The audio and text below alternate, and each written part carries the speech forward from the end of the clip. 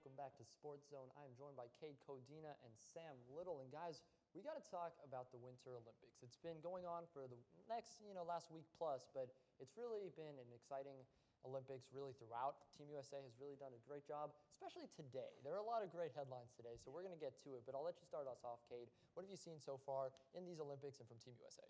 Team USA, I think this has been a huge improvement over last Olympics. I feel like last Olympics, the Winter Olympics just kind of passed by. USA, I don't know, they didn't really do much, but now like you're hearing a lot, we're making a lot of noise in sports that, let's be honest, is not our top priority. So it's great to see Team USA doing really well.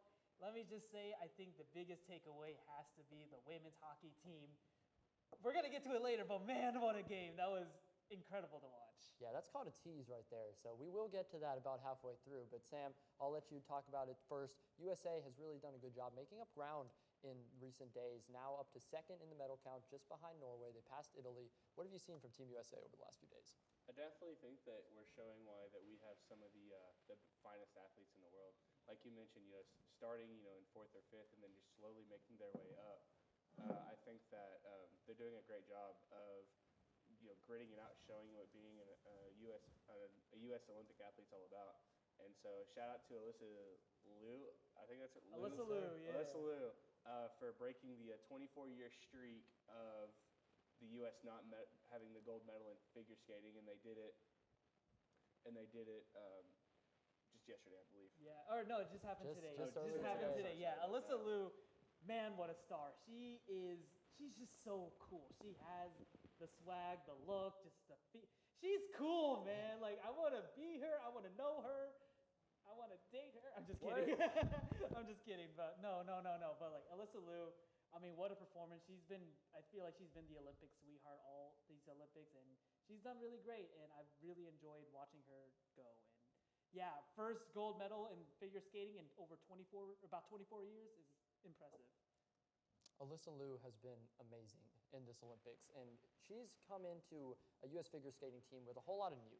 We talked, about the age, especially with Ilya Malinin last week.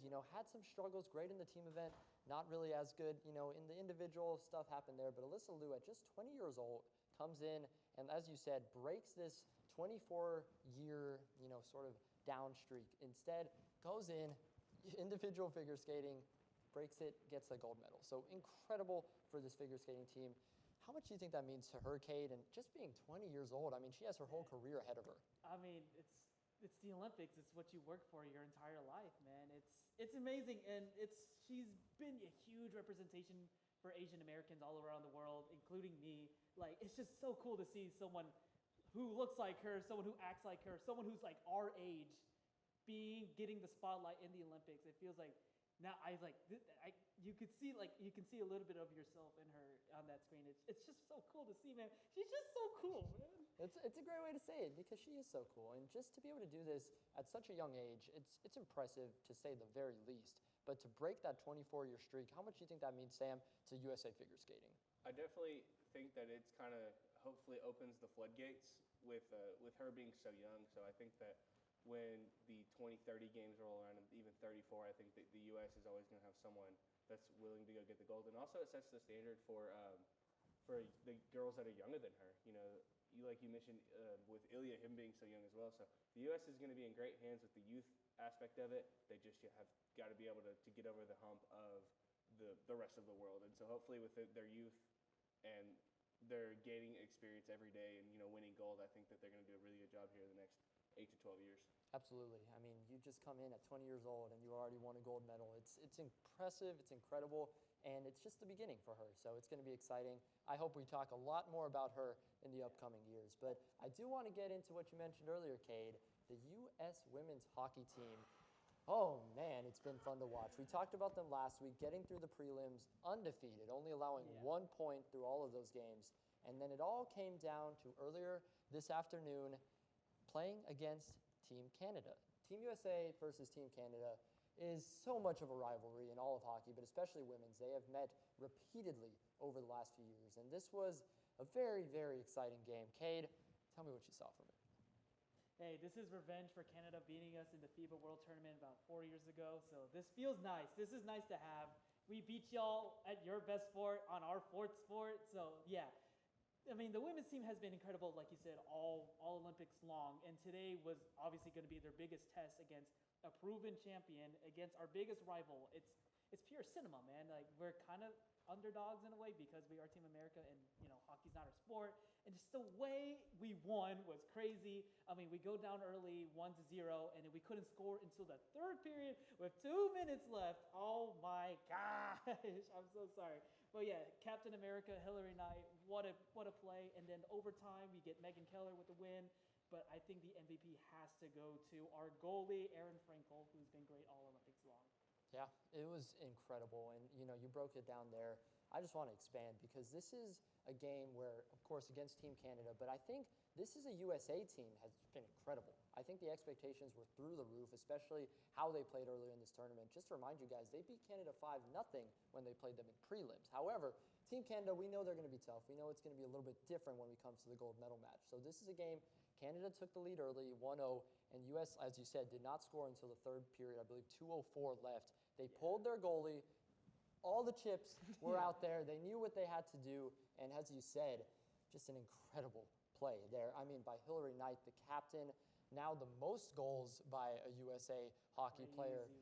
Absolutely incredible. Getting it in the biggest moment to force overtime. Yeah. And then in OT, this is 3-on-3 hockey for 20 minutes. As long as it takes to see who scores first.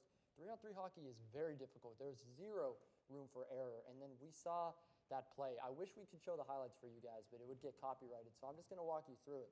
It was incredible. Megan Keller gets a bit of a breakaway. The puck was loose, goes around, dekes the defender, around to the goalie, puts it in net. It was one of the most beautiful hockey plays I've ever seen. As you said, absolute cinema. It was incredible. Sam, what did you see from this team overall and, of course, this gold medal game? I definitely thought that this team, like you mentioned, when all the chips are in, they had to have it, and they did it. I want to give a shout-out to Hannah Bilka for being right down the road in Coppell.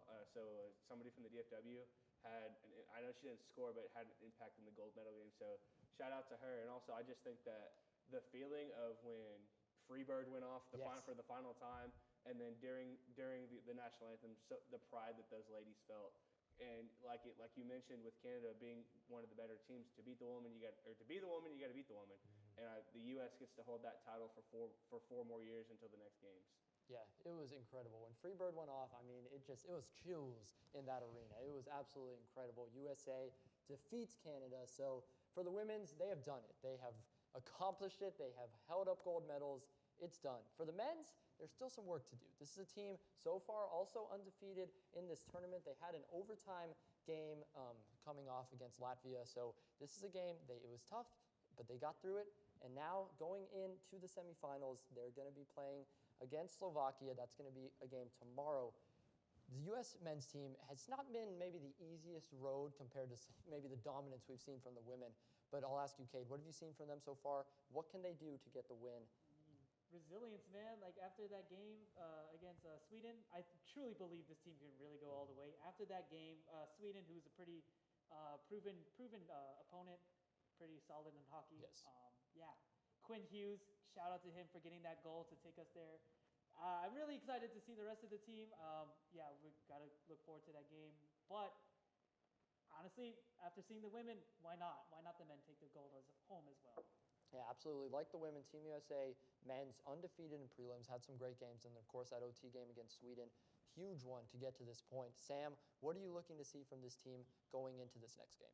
I believe that the defense is going to matter. You can't win the game if you give up goals, and especially with a really good team like that the Americans are going to play. And you're going to have to. It's like in football, you kind of have to bring your run game and your defense. But I think the U.S. is going to have to take care of the puck, play well on defense, and if you have to win at 1-0, great. If you have to win at 6-5, I believe that they have the tools to do it. So I'm excited, and hopefully we can bring both medals home so we can be considered the best hockey country in the world. Yeah, absolutely. That's the goal. Obviously, still some work to do. That gold medal game would be on Sunday, and I want to talk about Team Canada and Team Finland. They are the other two teams in the semifinals. So this is two incredibly loaded hockey teams. I think really the two top ones left outside of Team USA. Obviously, I'm not going to sneeze at Slovakia, but definitely Finland and Canada.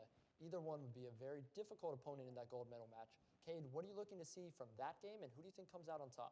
I mean, let's not look too far ahead, especially for Team USA, because every time we do that, we tend to lose. So let's be focused on Slovakia. Let's get that done first. Let's take care of business. But honestly, who wouldn't want to see USA versus Canada again? Do a sequel, do a rematch, a spin-off, whatever you want to call it. That would be pure cinema to see that matchup happen again. That would be really fun. Obviously, Canada is a juggernaut in hockey. Obviously, there always are. So it'd be really fun to see that. Let's see the ultimate underdog again. It absolutely would. I would love to get some revenge for that Four Nations face-off, but we will see those games, hopefully get there. It's going to be really exciting. Make sure to catch that on Friday and Sunday. But now we're going to move over and talk about the Daytona 500.